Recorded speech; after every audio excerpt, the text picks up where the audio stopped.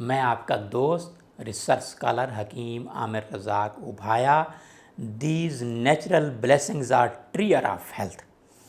بنفشہ لے لیجئے 1 تولہ یعنی 12 گرام، اور رات کو پانی میں ڈال کر رکھ دیجئے، تقریباً 1 پاؤ پانی ہو۔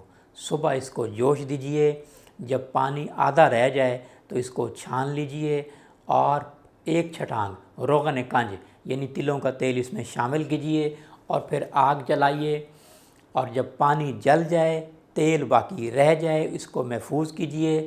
ایسے لوگ جن کو نیند نہیں آتی، نیند آنے کے لیے مفید ہے، دماغ کی خشکی کو ختم کرنے کے لیے، سینہ کی خشکی کو ختم کرنے کے لیے بہت مفید ہے، دماغ اور سینہ کی خشکی ختم کر کے تری پیدا کرتا ہے یہ نسخہ، یہ تیل جو ہے۔